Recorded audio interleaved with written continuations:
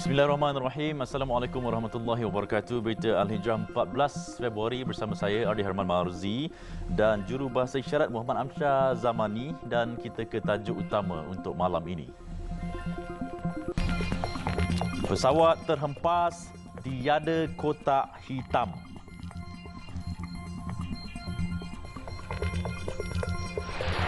Juga tipu surat MC 5 orang ke penjara.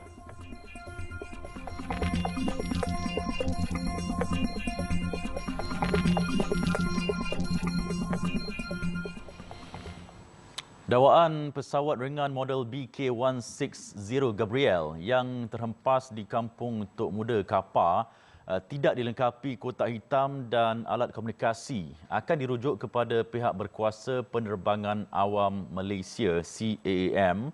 Ketua Polis Negara Tan Sri Razarudin Husin berkata siasatan yang dijalankan pihak polis terhadap insiden itu ketika ini lebih menjurus kepada perkara lain yang berkaitan kemalangan.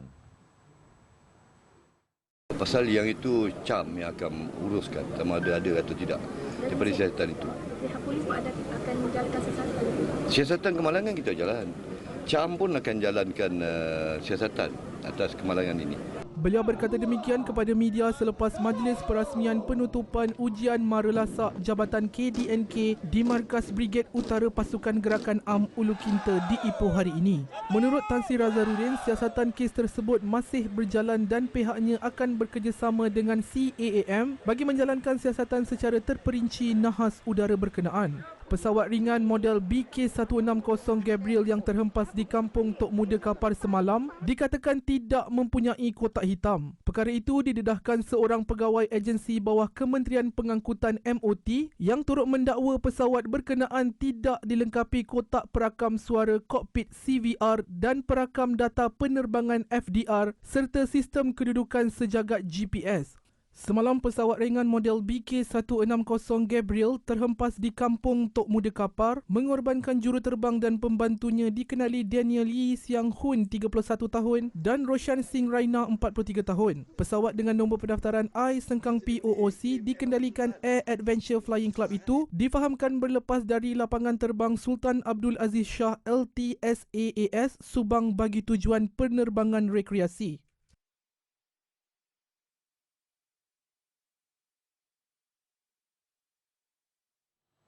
Sementara itu, penduduk di sekitar kampung Tok Muda Kapar berkongsi cerita detik-detik ketika pesawat berkenaan terhempas. Sehingga kini mereka masih terkesan dan bunyi dentuman pesawat malang itu juga masih terngiang-ngiang. Menurut salah seorang penduduk, Sarudin Yusof, nahas itu berlaku ketika dia ingin menunaikan solat Zuhur sebelum mendengar jeritan kuat dari isterinya. Lebih kurang masa solat azan Zuhur lah kejadian tu berlaku. Yang nampak ni orang rumah saya. Dia ada sepihan terbang. Lepas tu bunyi dentuman lah. Tapi saya dentuman tu saya tak takut. Jeritan orang rumah saya yang saya takut lah. Kemudian saya berlari keluar. Terus ke sinilah lokasi dengan kawan-kawan mencari apa yang patut kita buat lah. Terkejut tu memang terkejut pasal kita first time pun tengok macam ni. Biasa kita tengok pun last dekat Amrina hanya dengar berita kat TV je kan. Ini dekat kawasan kita sendiri. Seorang lagi saksi, Junaidi Nasiran yang berada 50 meter dari kawasan nahas pesawat ringan itu berkata dia cemas dan panik apabila kejadian itu berlaku di depan matanya. Agak panik sikit lah kan. Kita benda tu first time nampak depan mata kapal terbang jatuh kan. Kita cuba cari jalan lah, panggil kawan-kawan masuk lah. Yang memang ada orang tengah cari kapal tu kan. Tapi kita seorang tak berani lah. Maksudnya kita panggil kawan dia masuk dalam tu lah. Cari tempat yang mana lokasi yang betul-betul dia terhempas lah. Memang jumpa lah depan tu je, tak jauh dalam 50 meter dari rumah ni lah. Cuba nak tolong lah, tapi kita tak boleh tolong lah, benda tu dah terhempas dalam tu kan.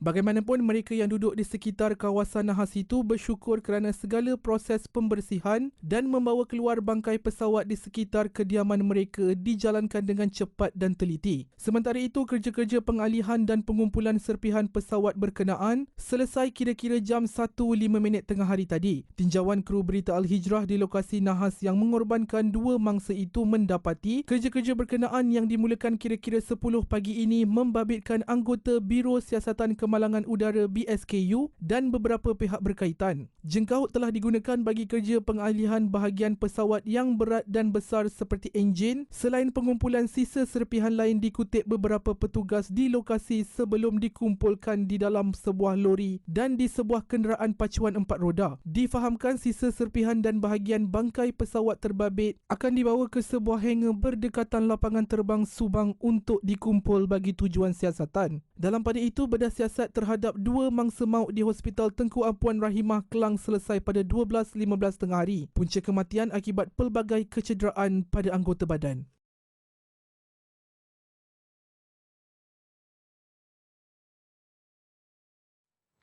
Bekas penolong pegawai tadbir di sebuah institusi pengajian tinggi swasta IPTS di Perlis direman 3 hari bagi membantu siasatan berhubung penyelewengan wang hampir RM1 juta daripada institusi itu untuk tujuan peribadi. Suspek bersama seorang lagi lelaki dipercayai melakukan kesalahan itu dari 2022 hingga tahun lalu. Perintah reman itu dikeluarkan oleh Magistrate Nur Syahidah Abdul Rahim di Mahkamah Magistrate 1 Kangar selepas suspek dibawa ke mahkamah hari ini.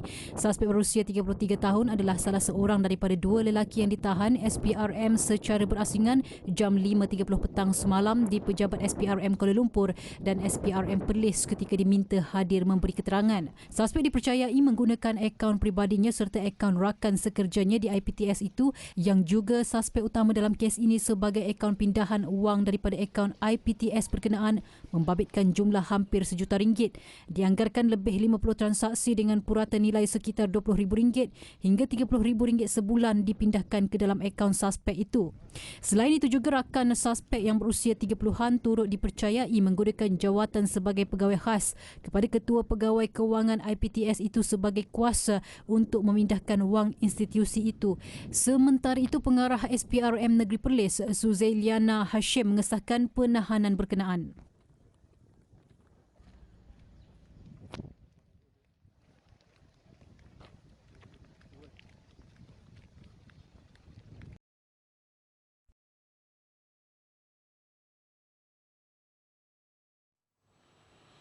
Lima individu termasuk sepasang suami isteri mengaku bersalah memalsukan sijil cuti sakit atau MC dari Hospital Pulau Pinang HPP 4 tahun lepas. Kesemua mereka masing-masing dijatuhi hukuman penjara sehari dan didenda RM1,500 oleh Mahkamah Session Butterworth.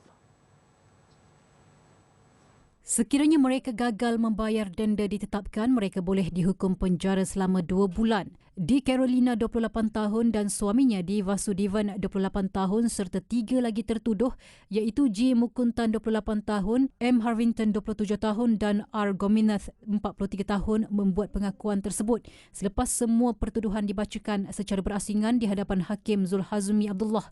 Mengikut pertuduhan, mereka dengan curangnya telah menggunakan suatu dokumen tulen iaitu sijil cuti sakit yang mana tertuduh mengetahui bahawa dokumen itu adalah palsu.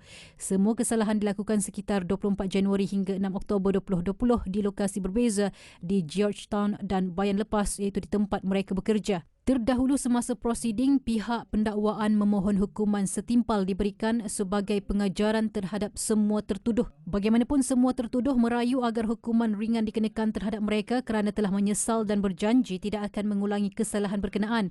Selain itu, masing-masing turut memberi alasan terpaksa menyara ibu bapa yang uzur serta anak-anak yang masih kecil.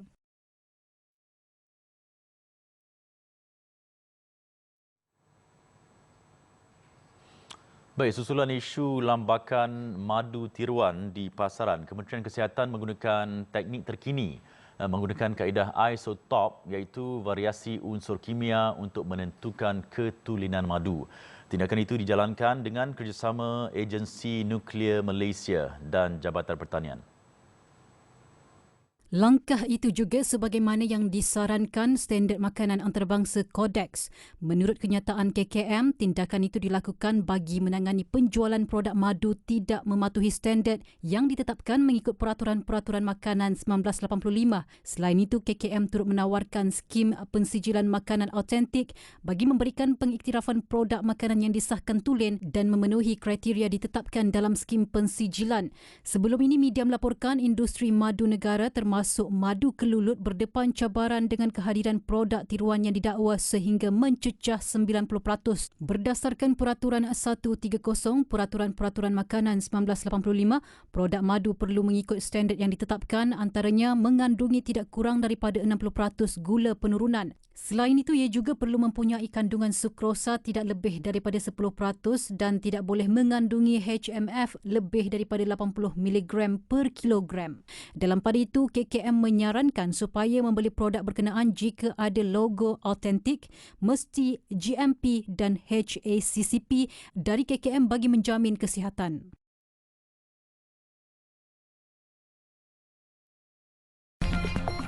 Baik, berehat seketika. Sekembali nanti, kes Nick Allen, jangan cetus provokasi melampau.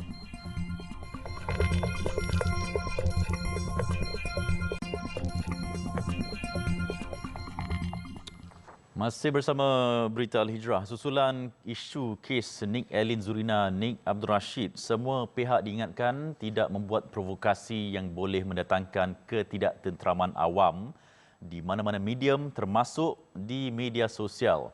Ketua Polis Negara Tan Sri Razaruddin Hussein berkata provokasi mengaitkan peguam terbabit dengan keputusan mahkamah dan isu agama hanya akan menyebabkan kacau bilau dalam masyarakat. Yang itu, 3R ni saya dah bagi tahu daripada dulu lagi. Jangan isu-isu sensitif lah. Nak sebut 3R, sebut 3R biasalah. Kan? Tentang kebaikan, agama, bangsa. Tetapi apabila isu-isu yang mendatangkan kegusaran sensitif menyentuh agama, menyentuh institusi diraja, menyentuh bangsa, yang itu ada report kita akan siasat. Selama ini pun memang itu yang tindakan yang kita ambil.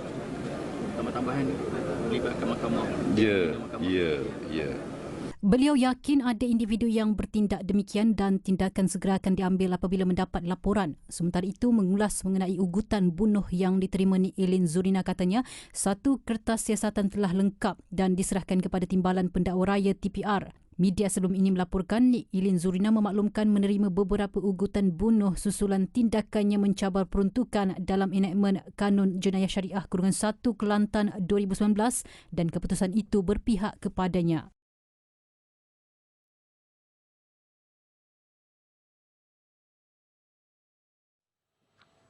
Sementara itu, Kementerian Dalam Negeri KDN akan menjalankan pemantauan berterusan membabitkan semua perkara yang boleh menimbulkan keresahan serta mencetuskan kegusaran awam. Menterinya Datuk Seri Saifuddin Nasution Ismail berkata tindakan itu termasuk kes Nick Allen Zurina. Sekiranya KDN mengesan terdapat unsur reaksi berlebihan dan menerima aduan, ia akan segera disiasat dan kertas siasatan akan dilengkapkan dalam masa 7 hari sebelum diserah kepada pejabat peguam negara. Sebab pemantauan polis ini berterusan. Kita bukan kata berlaku insiden ini maka kita berikan tumpuan yang berlebihan, tak. Ya? Pemantauan itu adalah secara berterusan, dan kalau kita kesan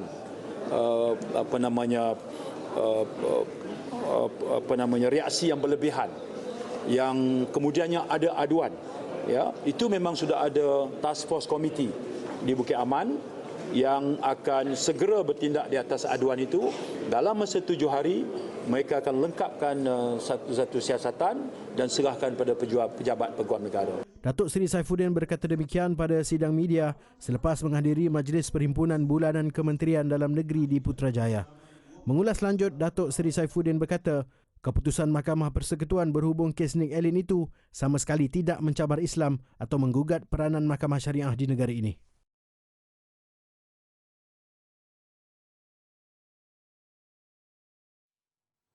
Kongres Ekonomi Bumiputra 2024 atau KEB terbuka kepada semua Bumiputra tanpa mengira fahaman politik. Timbalan Perdana Menteri Datuk Seri Dr. Ahmad Zahid Hamidi berkata KEB akan menggali beberapa aspek teknologi dan peluang baru di dalam bidang yang belum terjangkau di negara ini. Program yang berlangsung pada 29 Februari hingga 2 Mac itu dijangka mencapai 3,000 peserta turut melibatkan Dewan Perniagaan Bumi Putera Melayu, Kadazan, Dusun, Iban dan Dayak serta orang asli. Kita butuh warna di dalam soal ekonomi bumi putera.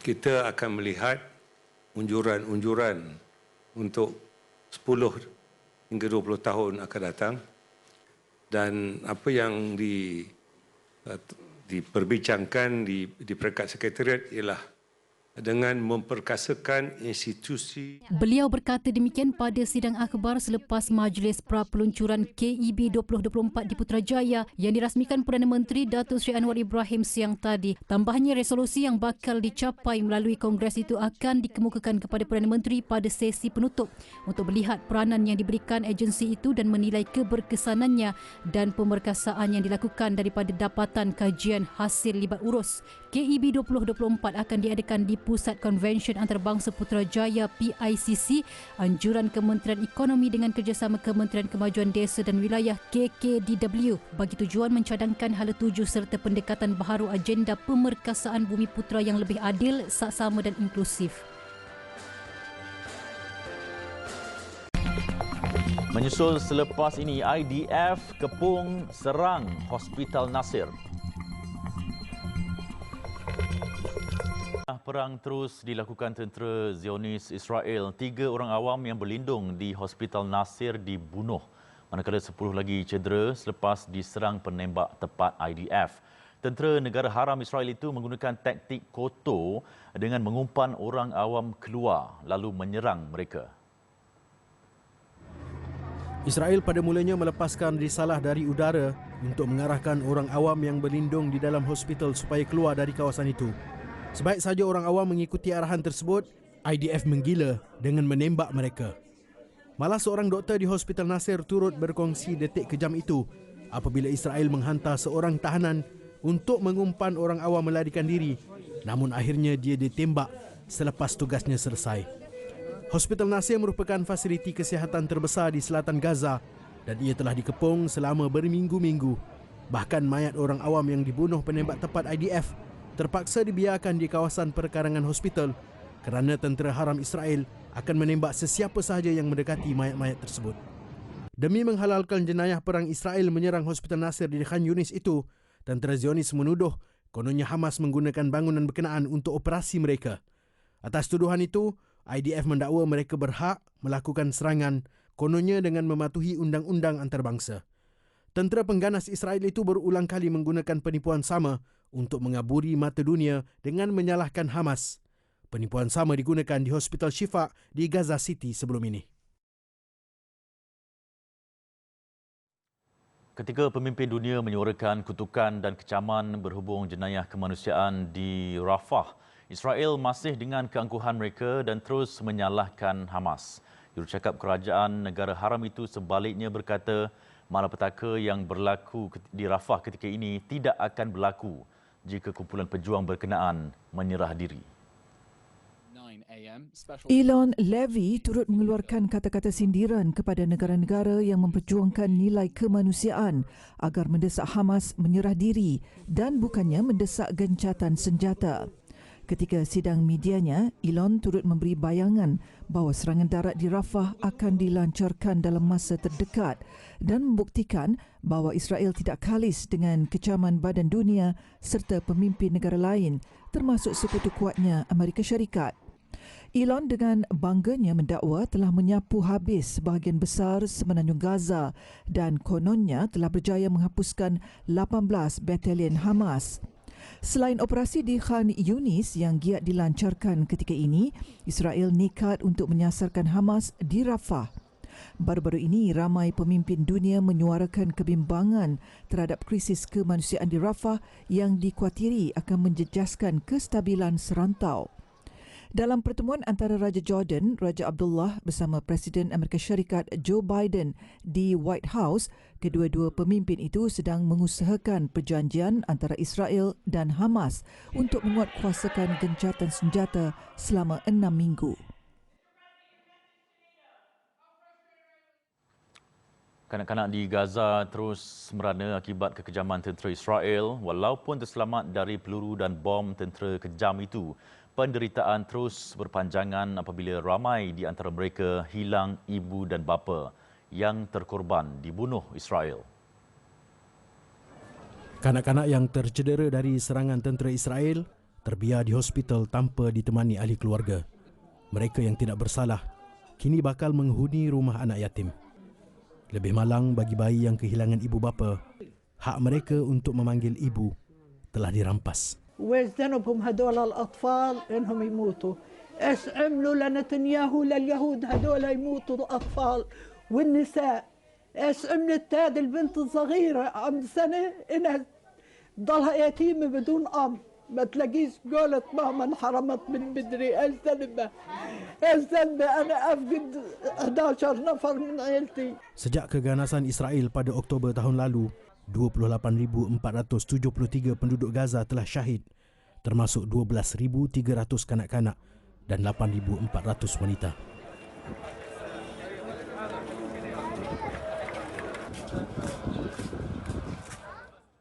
Sektor kesihatan terus nazak di Gaza. Doktor dilaporkan jalankan pembedahan mangsa perang tanpa ubat bius. Terkesan situasi itu, NGO Malaysia di bawah inisiatif Ops Ihsan Be Vital menyalurkan bantuan kecemasan itu dalam masa terdekat.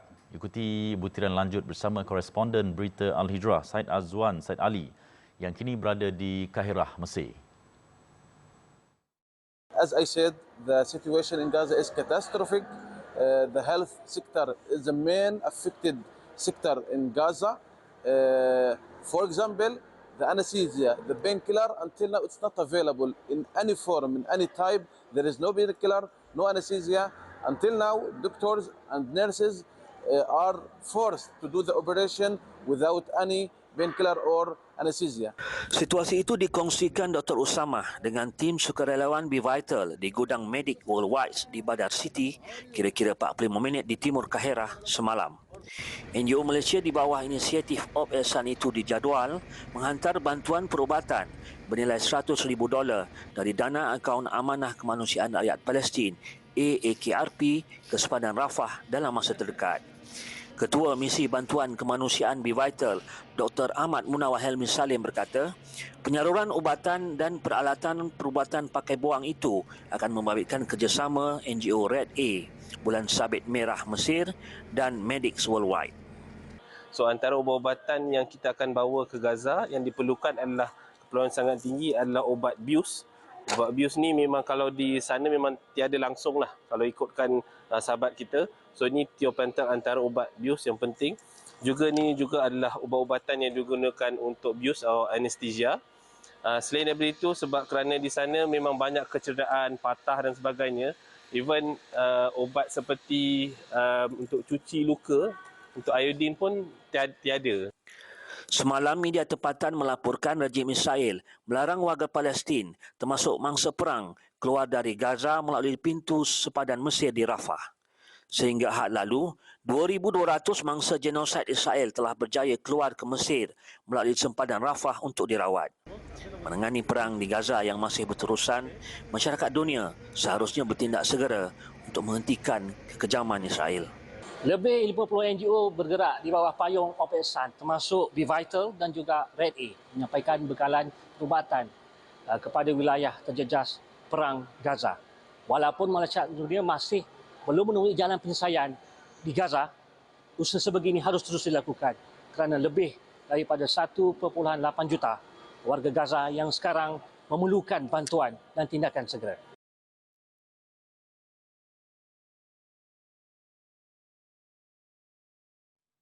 أعوذ بالله من الشيطان الرجيم الذين قال لهم الناس إن الناس قد جمعوا لكم فاخشوهم فزادهم إيمانا وقالوا حسبنا الله ونعم الوكيل.